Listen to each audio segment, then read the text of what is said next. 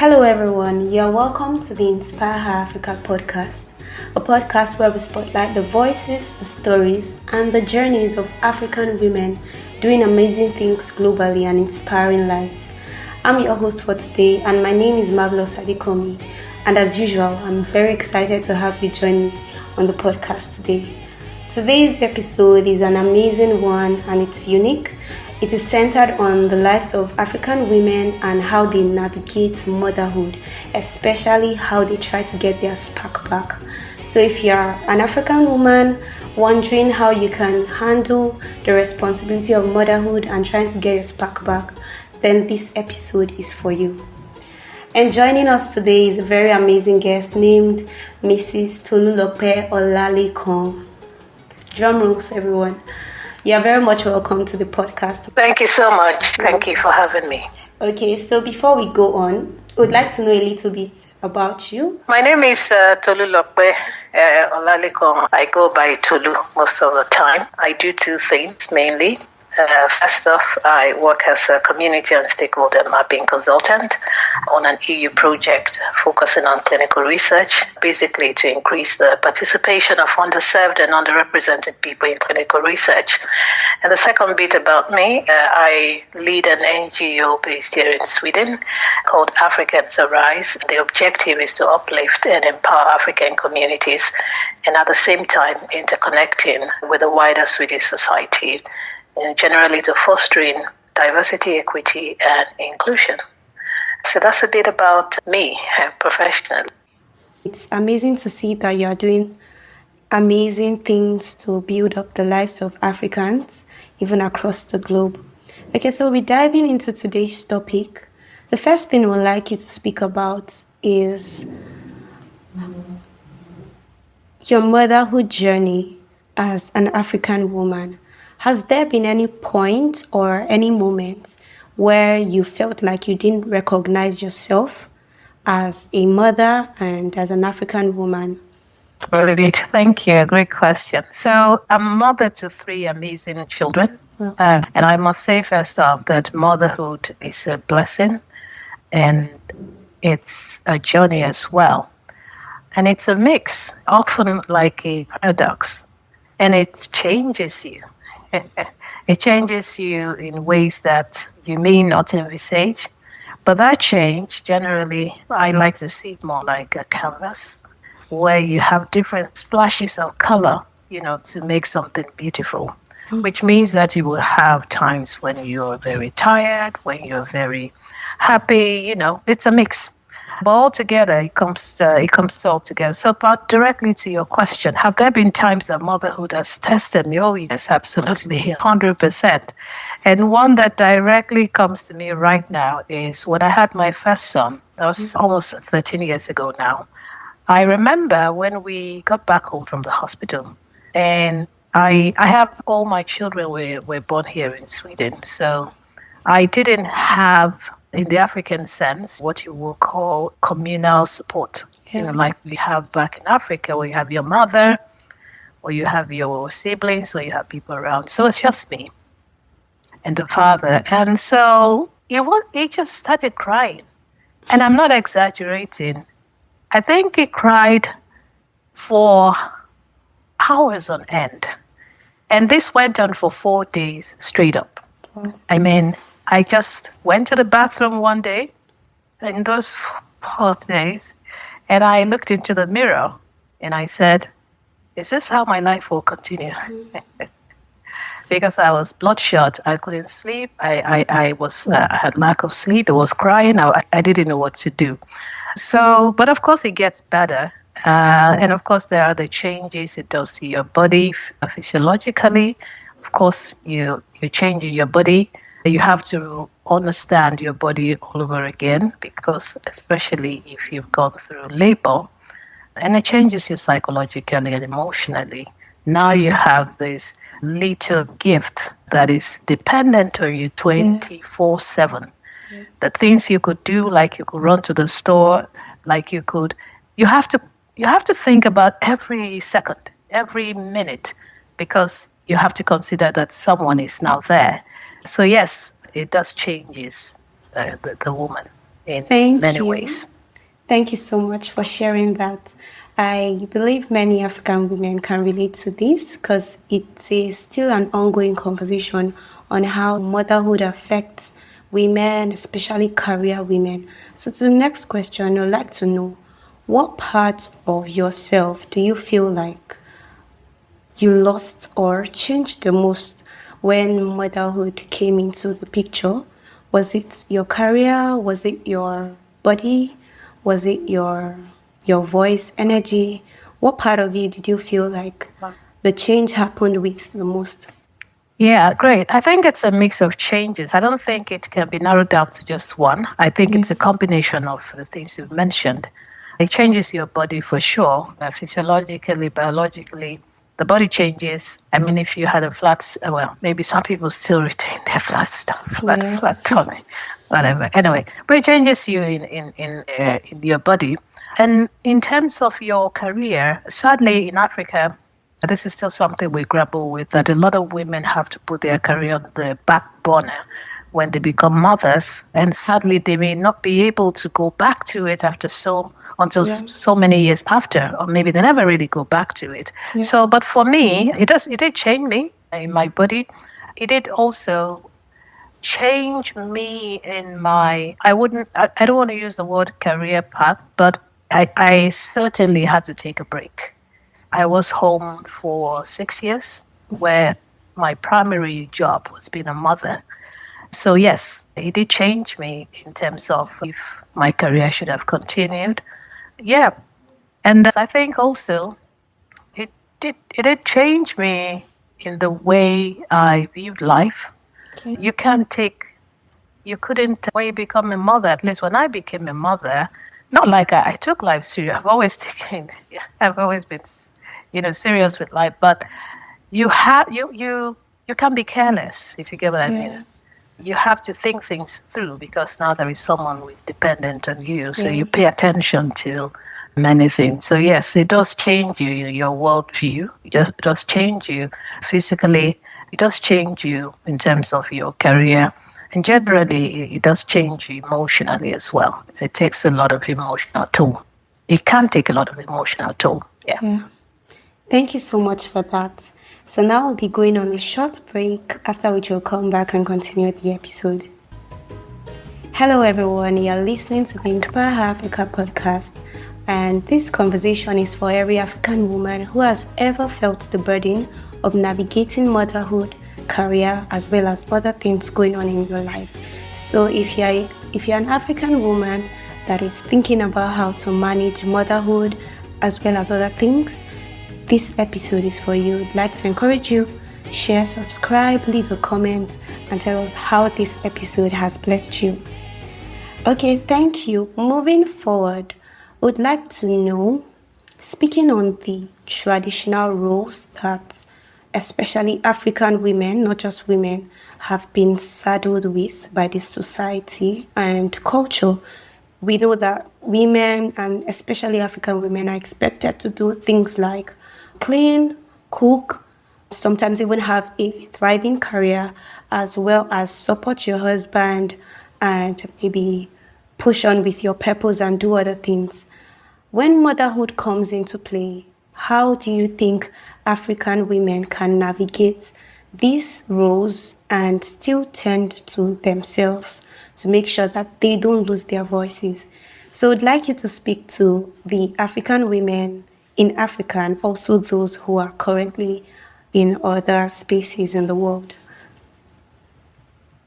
Yeah, that's a great question. And I think it's also a question that a lot of people can relate to, a lot of mothers. Yeah. How do you balance family life with your own self, career, without losing your spark or without losing your voice? So first off, we must acknowledge the complexities of that particular situation, particularly in the context of Africa, where we don't still have lots of, or I should say, we don't have support systems, at least adequate support systems. That means that things are getting better. We hope that it continues to get better.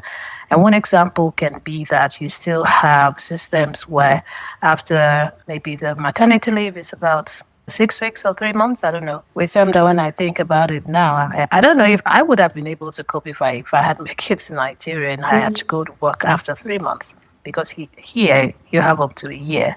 Yeah. So it's a very complex situation. And also, when we think about how the society idealizes motherhood, that adds to that layer of challenge where they want you to be perfect. And when you're silently judged as per how your children turn out or all of those things. So the burden on the average African woman, or in fact, the average woman in the world, is enormous. And then they also have put the African women in charge of domestic chores. It's like that's your duty. You have to take care of the home. You have to take care of the child. You have to, your career should be it should be the last thing you should be thinking of. You dare not even think about it. If you were thinking about it, even, I mean, we don't make space for that. It's almost like, are you responsible as a mother? Or Why are you thinking about going selfish. back to work? This is or selfish. Thank you. So, but it's for that to change, it has to be a collective effort for a woman to be able to manage. First off, I don't think the woman alone should be managing everything alone. I think that two people give birth to a child. Yeah. And when two people make a child, both of them should be responsible for all that has to do with taking care of that child.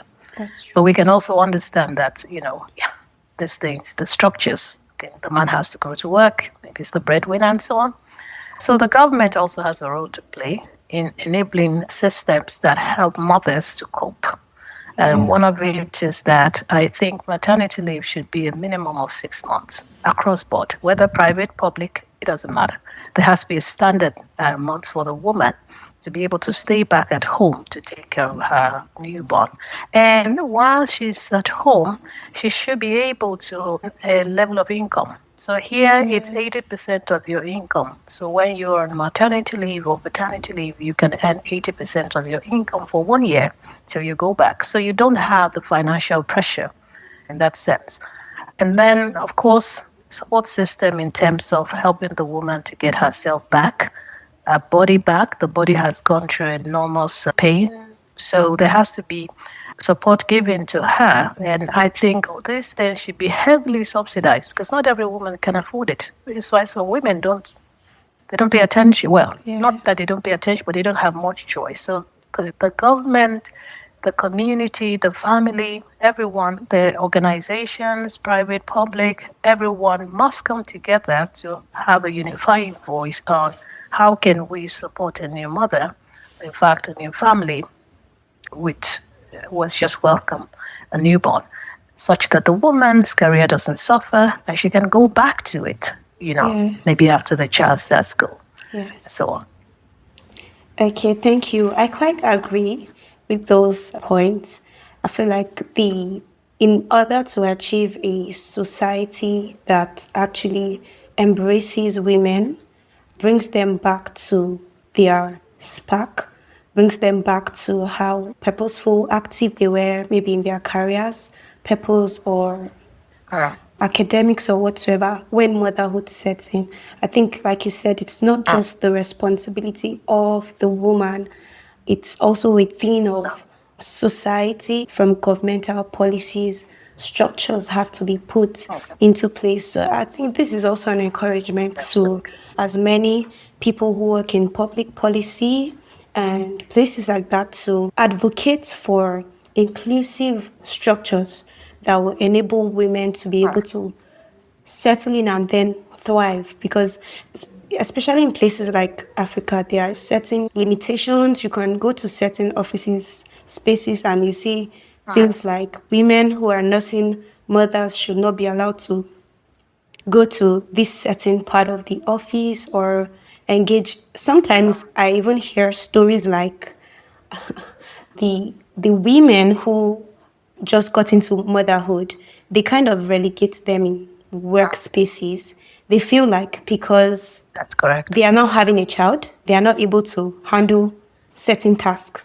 So they now give them like smaller tasks. They're like, oh, you already have this. So I feel like there should be more inclusive structures. So it's on the part of the society, the part of also the roles that men also play women should not just be abandoned to saddle all these responsibilities. So thank you so much for sharing that. Okay, so we'll be talking about guilt. Yes, your experience with guilt and what you have to say to mothers who have probably experienced mom guilt.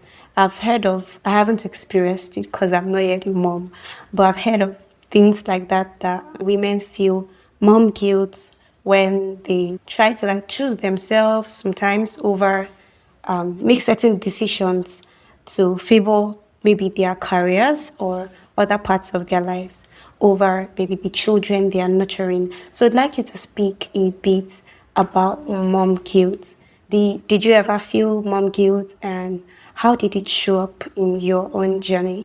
Yeah, absolutely. I think it's part of the process. It's part of that journey. You will feel it. And like I said, it's go back to what we mentioned about how we have idealized motherhood.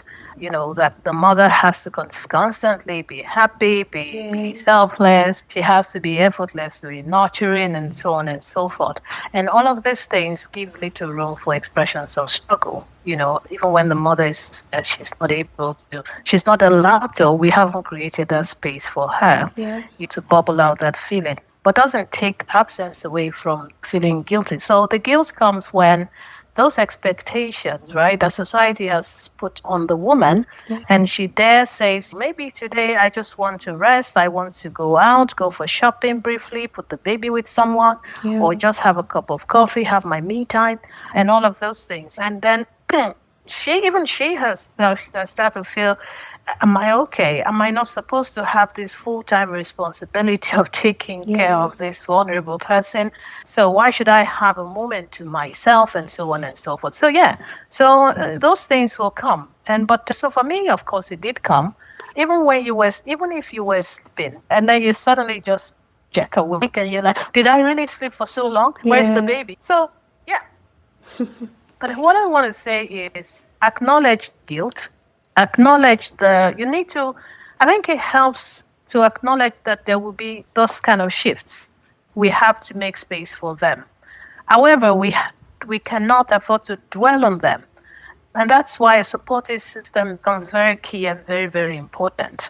You're allowed to think about yourself. In fact, the first person you should think about is yourself. And I know that can sound selfish, but the first person that needs to be okay, mentally, physically, emotionally, is you, the mother.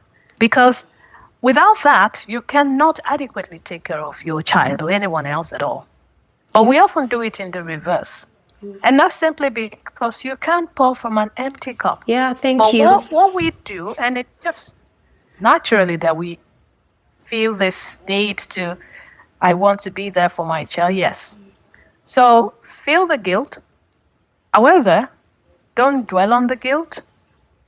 Most importantly, you need to understand that you have to be okay first for you to be able to take care of that child adequately anyway. So yes, the guilt is part of it. Feel it, but don't dwell on it. Yeah. So like Miss Tolu said, feel it but don't dwell on it. While she was speaking, the saying you can't pour from an empty cup actually came to mind before she mentioned it. And I like to redress that a bit. Many a times African women, even the unmarried African women, focus on tendering to siblings, family, sometimes even extended relatives, that they forget to nurture themselves. So I think this is a kind reminder to every African woman navigating motherhood, and even for those that are yet to get into that space, to nurture themselves, because to be able to give, you can't give what you don't have. So to be able to give that support emotionally and in other regards, you need to be filled yourself and you need to be okay. Thank you very much for that. You mentioned support. So I'd like to ask, how can a mother ask for support without feeling guilty or ashamed? Without feeling the need to, sometimes women can ask for support and they will have to explain why they need it, because they believe that they're already being judged. So how can a mother ask for support without feeling guilty or ashamed to ask for it? Absolutely. Yeah, and you're right. We over explain some things, and that's also Yeah. because what we have normalized in society. But first I want to say that yes, we are mothers, but we are still us. So you are a mother, but you're still you. Yeah. So you have to acknowledge that you're gonna need help. Because the face, especially if it's a new mother who's never been a mother before, even mothers who are second time, third time mothers, because every child can be very different. So acknowledge that you are in a state of transformation and that you cannot do it alone. You need Yeah. to acknowledge that you need to acknowledge there's a new face Yeah. and that you're going to need help. And I do really hope that help is available or that support will be available. Again, I'm putting it back in the context of Africa, where Yeah. the supporting systems are still in its infancy in some cases. Yeah. Here, maybe it's a lot different. So you need to understand first, I need help. Where can I find the help? Who can offer me this support? Yeah. And so start from those that you trust and that you believe they have the support that they can give, and then take it from there. Prioritize those things that you, for example, need help with. So it could be you, it could be Yeah. the child, and it could be support. Does not necessarily have to be what has to do with the child alone all the time. No, you may get to a point where you're feeling, we talked about feeling lost and trying to find your spark Yeah. back. And also self-reflection is also very important. Maybe it helps to start with small and say, who was I? And who am I now? And who do I want to be? To be. Right? Yeah. And then you start to journal those things down if you like journaling. And then who can help me to get to this next step? Who can help me to take this next step? Never be afraid to ask for help. But I can also understand why some people may not want to, because if they don't have so many people they trust around them, Yeah. that could be very challenging. And this is how it goes back to society. We have to do better.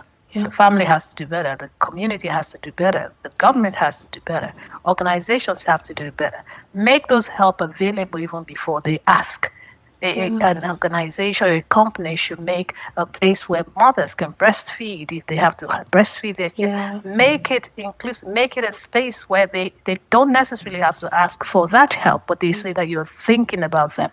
And this goes for people who are around new mothers as well.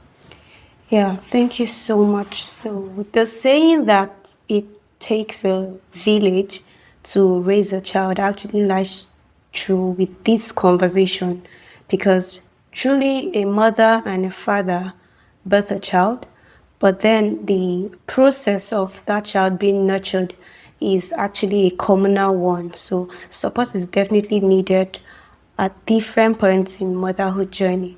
So, still talking on healing, this might be the last question, but still talking about healing.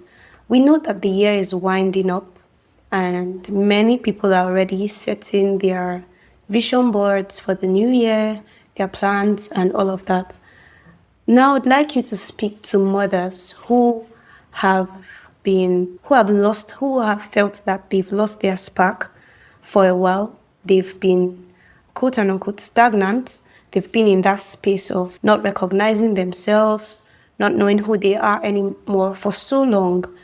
What are some steps, some realistic things that a woman can do, even from this moment, from this week or this month, or even as to plan for the new year, to be able to reconnect with the version of herself that she misses?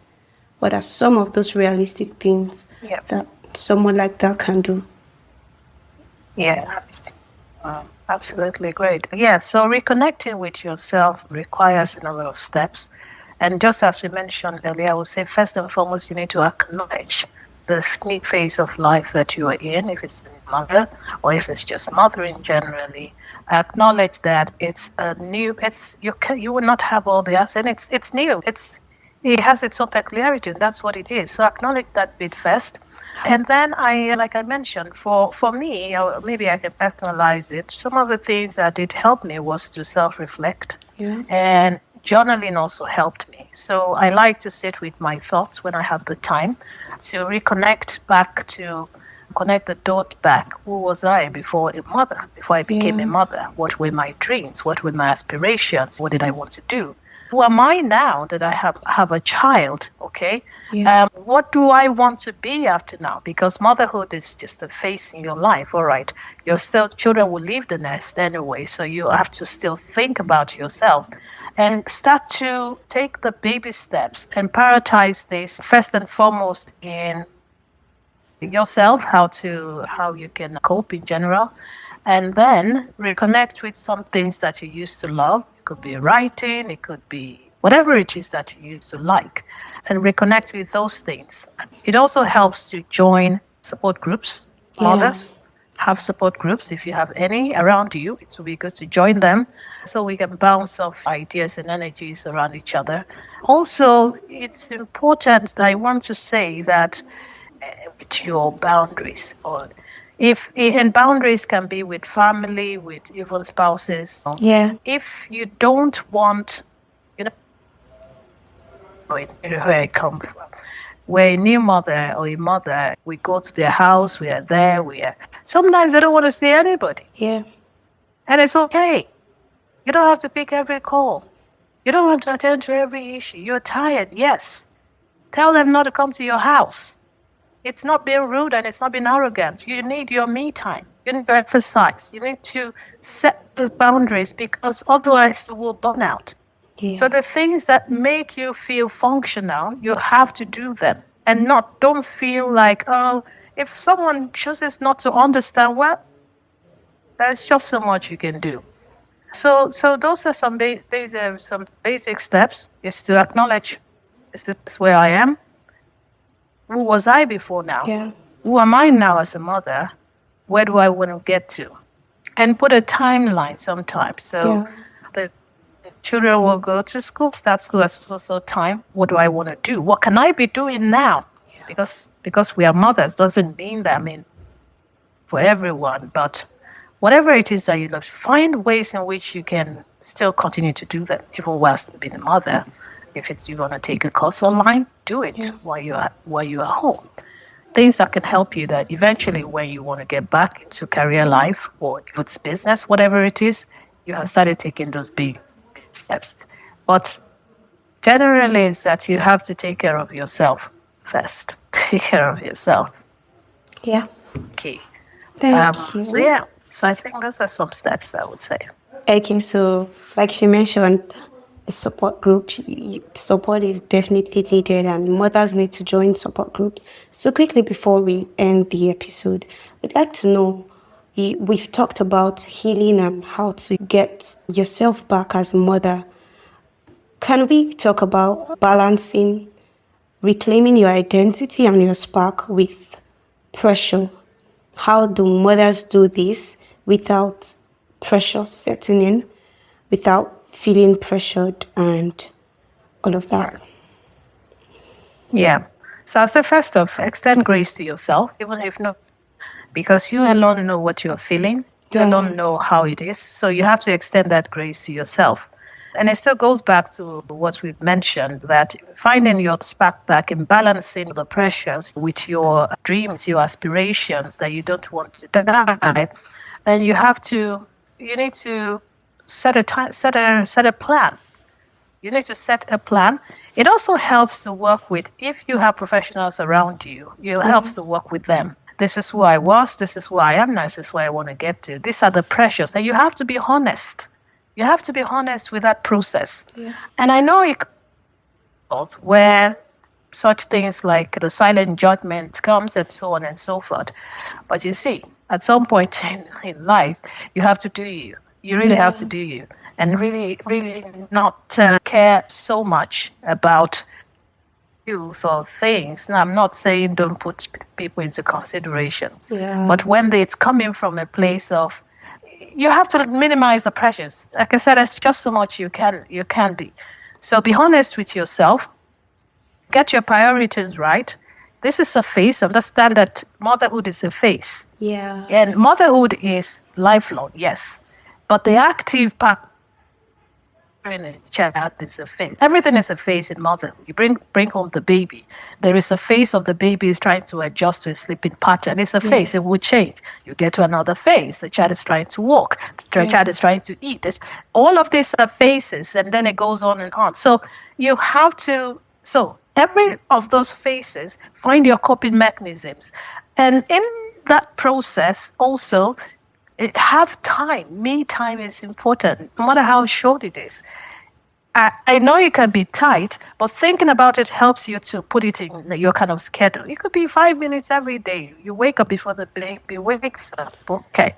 I do a quick of a mental evaluation of what's the day going to be, what do I want to do today, and so on and so forth.